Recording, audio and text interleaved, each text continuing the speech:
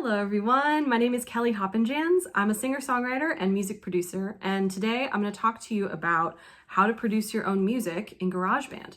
I picked GarageBand because it's a commonly available app. You can get it on iPad, iPhone, and iMac laptops, although I'm going to recommend, and I'm going to show you, it's a little different on a laptop versus iPad or iPhone. So I'm going to recommend that you start on the iPad or iPhone because it has a lot more features that will be really helpful.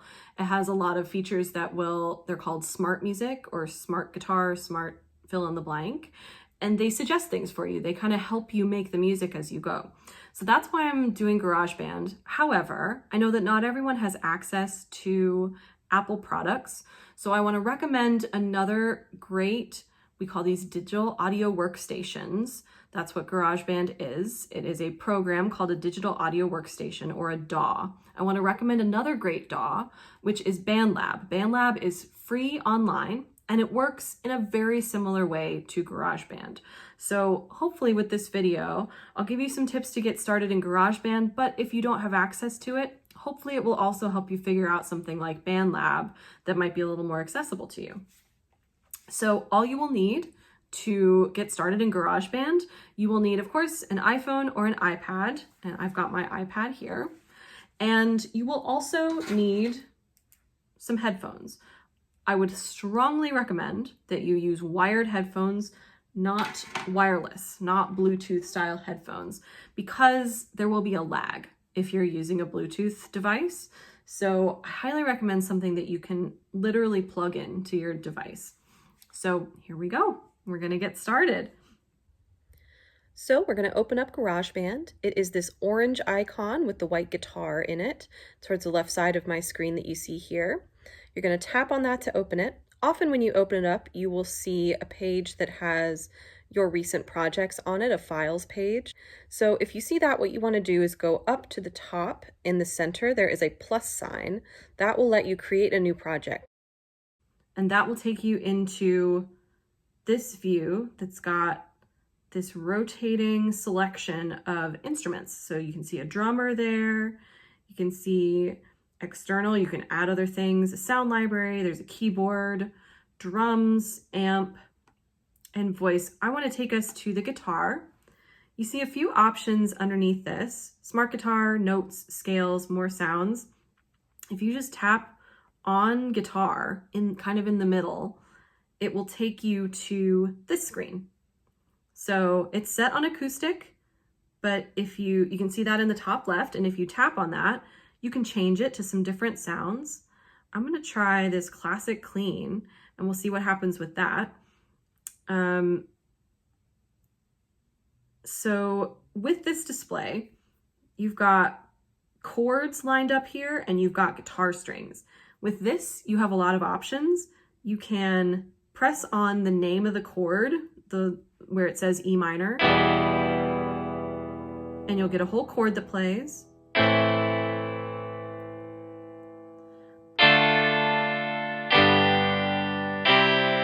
So where you see in white, that's my finger, that's me pressing. So you can play with any of those chords. You can also, by tapping on the individual notes under that chord, the individual strings rather, you can play the individual strings and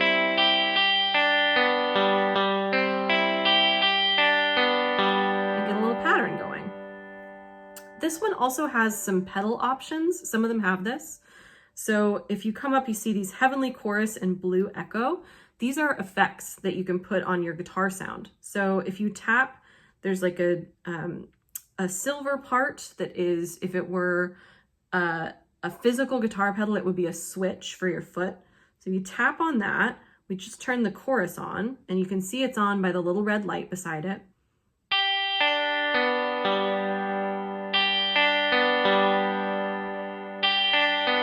It changes the sound just a little bit. There's our echo. Echo means you're going to hear that note again a little bit after it's played, so you can hear it there. So we've got this part that we can work with. I want to show you also, I'm going to take off the chorus, but leave on the echo because I like it. On the top right, there is this autoplay. So if we come over here, the autoplay is off right now, but if we turn the autoplay to, let's say 1, and I tap a chord, it'll play a pattern.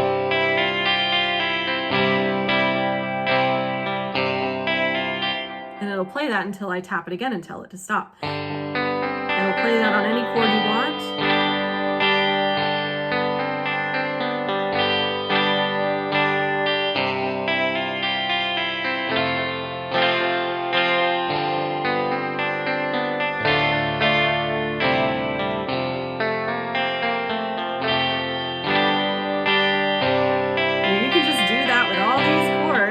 And get a really cool pattern. You can try out the different presets. Try number 2, it'll be a little different.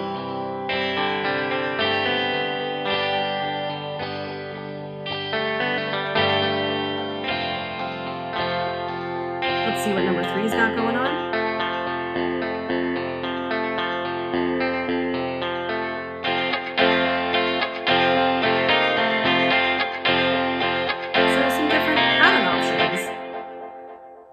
This note mode is for if you really want to dig into the individual notes and make up your own pattern, but I highly recommend starting with chords. I think that it's a really friendly way to get started with making up a part, and you can do this autoplay if you want, or you can turn that off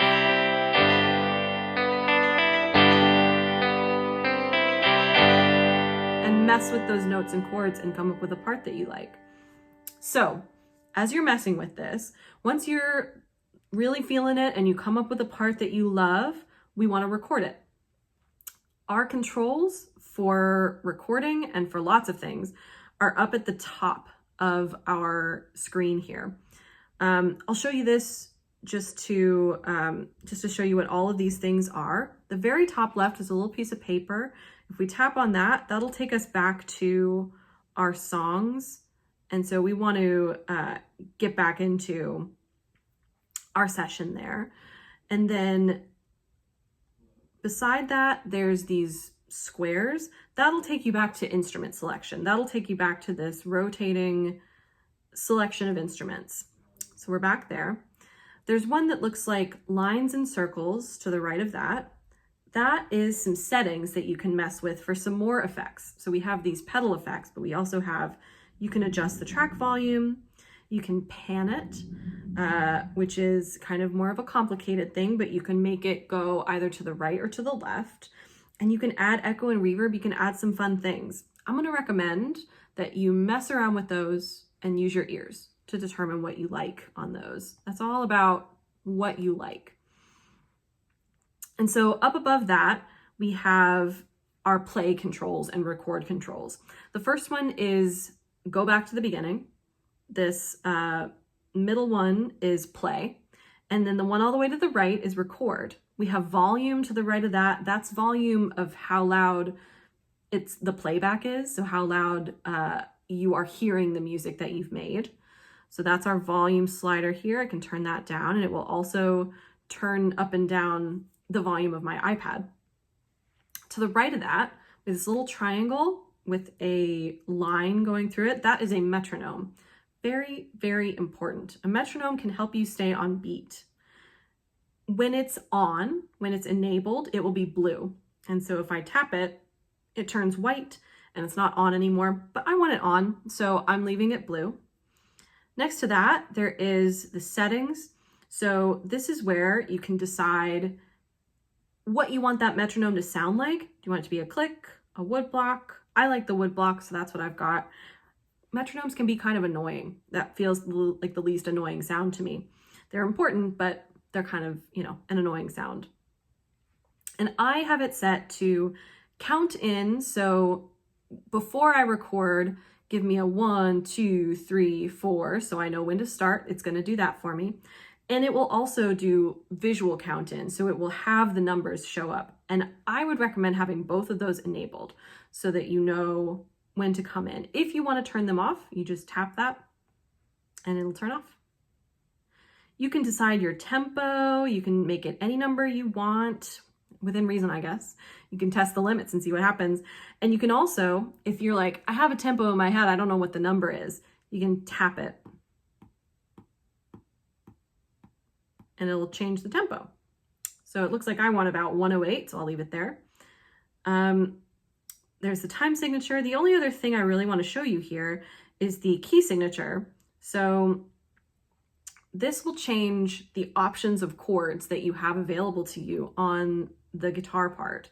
You could make it D, and you can see all my chords changed, and now my song will sound a little different if I want to stay in D. I'm going to take it back to C, but know that you can change that key to any of the options there, and it'll help you make it sound cool. So I think we're ready to record. When you're ready to record, you want to tap that, go back to the beginning button. You can also see along the top, just below all the controls we just looked at, this is our ruler. So this is telling us our measures and how many we have. So you can also, just with your finger on this marker, you can slide it if you want your recording to start in a different place. I want it to start at the beginning, and we can use that button to do it, or we can use our fingers to slide it back to the beginning. Right now we only have 8 measures, but we can change that by going to the little plus. What I would recommend here is to turn automatic on.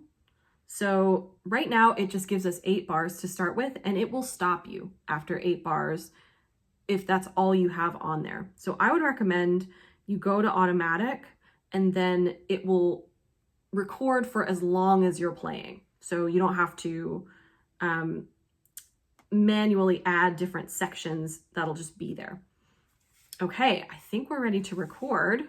So I'm gonna choose, yeah, I really like that pattern. So I'm gonna choose that pattern, and I'm gonna record at least 8 bars of a little bit of music by pressing the red record button.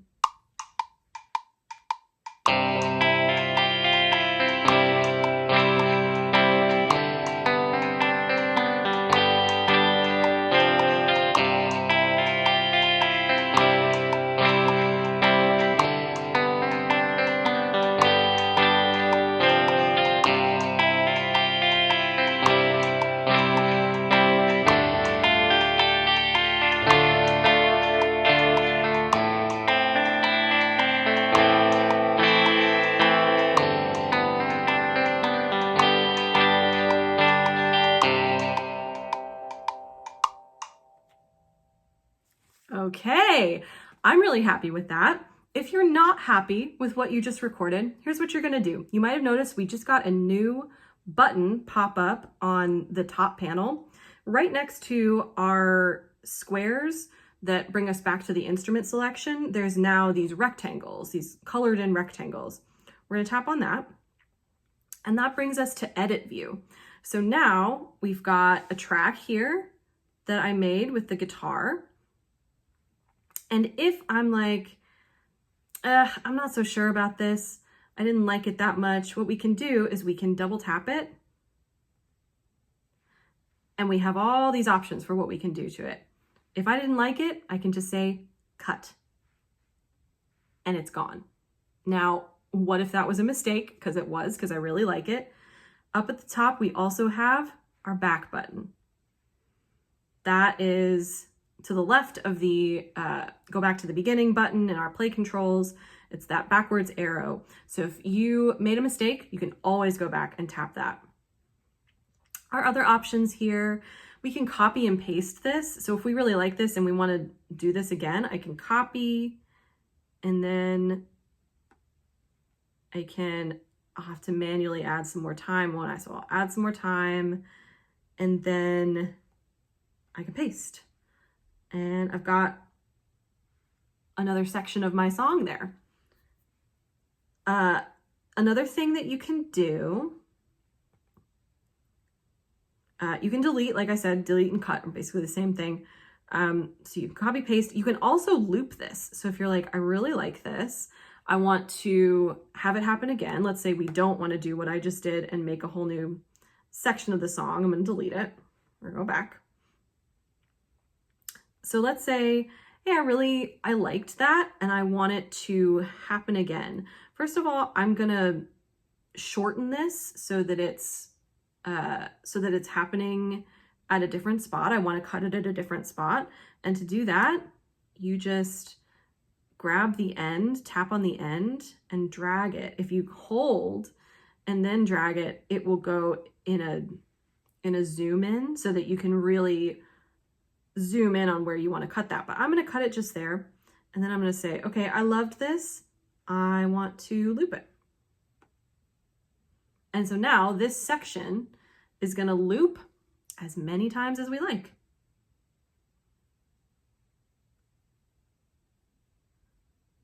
We can also split it. So if we're like, I want just a piece of this, what we can do is we drag our cursor, we say, okay, I really like it. I want to cut it right here and have this be a different section. So then you drag your cursor to where you want to cut, and then you're going to split.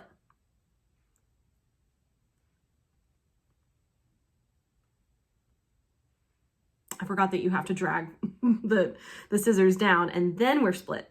So now we've got this part that we've cut that we can drag other places and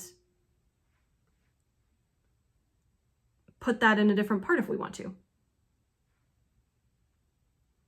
I can also, if I'm like, I really miss that one part that I had that I cut by dragging, it's still there. You can drag back and get it back. I think that might be all that we need to show you on that part. So let's say we're feeling really happy with that. Oh, one more thing is the effects. I apologize. The effects. So if you want to listen back to what you just did, you can just press play and it's happening. If we press this purple effects button, when it's purple, it's engaged. Then we've got these filters down here that we can play with. These effects. These are really useful for messing with playback if you want to hear things played that are different and they're harder to record. But if you want to mess with how something sounds, let's go back to the beginning. I'm going to play it. I'm just dragging my finger.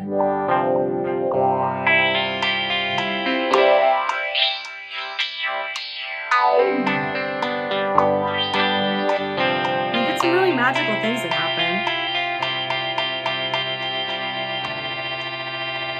And that's the repeater.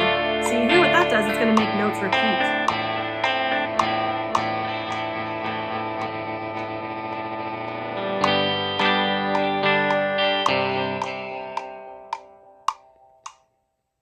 So some pretty cool stuff. You can also remember that metronome might be starting to get a little annoying. You can always go up and turn that off. Okay, so we've got our effects. We have our session view where we can edit. So now let's say we want to record another instrument. Let's say we want to actually record a physical instrument, not using these smart tools, but we want to record a voice. So we're going to record a voice. To do that, we want to go to the audio recorder that has this little microphone beside it. You can tap on voice or instrument and it'll have some different settings for you. I'm going to say voice. Voice has some really fun effects that you can choose or not choose to use. And they're not just for voice. They would sound really cool on instruments too if you want to record a ukulele or another instrument that you play. So you can see here, it's got a line that is jumping up and down and hearing my voice right now. This is where we're going to need our headphones, because if we don't use headphones, what we just recorded, that guitar part that we just recorded, is going to play out loud, and this will pick that up. So it'll bleed into our recording. So we don't want that. We want just the vocals by themselves or just the ukulele by themselves, whatever you're playing. So I'm going to put on these headphones. So you can see here, we've got a couple of options. We've got the studio option that has some effects going on, and then we've got the fun option that has some different effects. I'm going to record something, and then we're going to play around with these effects, and I'll show you what happens. So here I go with recording some vocals.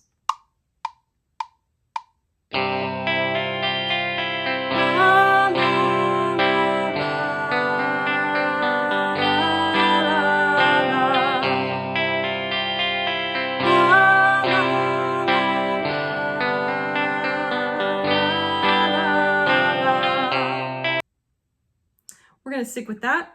I'm going to pull out these headphones so that you can hear what we just did. I'm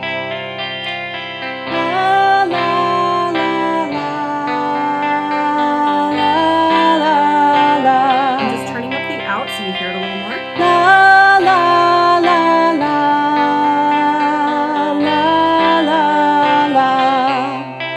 We got a little clipping when I did that, so we don't want it to go all the way to the red. So I pulled it down just a little bit. I might actually go into our session view again.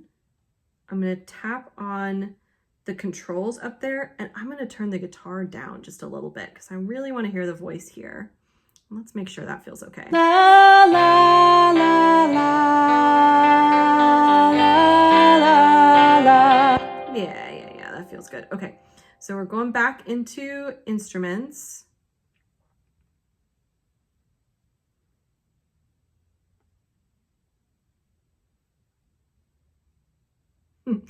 I accidentally created a different track. We don't need that. So we can delete that. Double tap on things to delete things. But what we do want to do is go back into this track. So to do that, if you're in session view, if you made it there, you're gonna go back to, there's now a microphone that's behind this, that's beside the squares. So you're gonna tap on that. That'll take you back into the instrument. If we were in the guitar, it would have a little guitar icon. So that'll take you back into the instrument.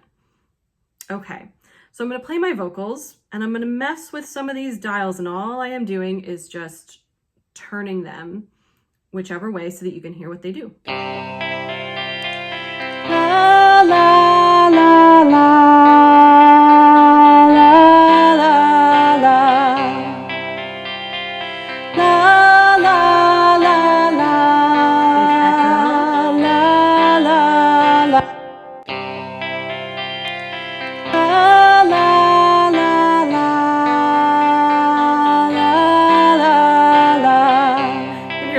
That's your pitch control, your auto-tune.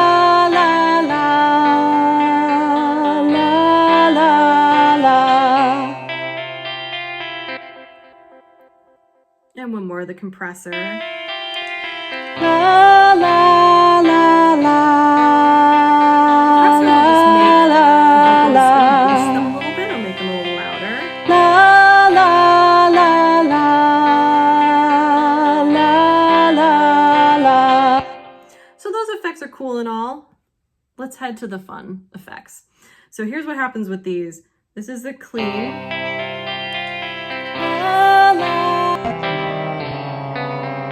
It's the monster.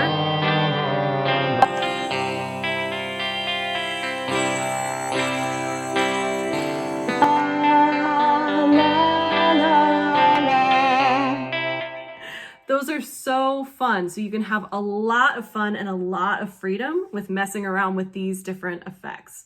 So I highly recommend experimenting. That's one of the big takeaways, I think, when you learn a DAW like GarageBand, or when you learn a new thing about music production or music technology, is that they seem hard, they seem kind of daunting to learn at first, but the more that you experiment, the more that you will learn. And especially this one, and BandLab, I would say too, they're pretty intuitive to learn. They help you to do what you need to do along the way. So that's how you make a track using the smart instruments, and how you record a track. And I hope that you get in there and experiment and have lots of fun making songs in GarageBand.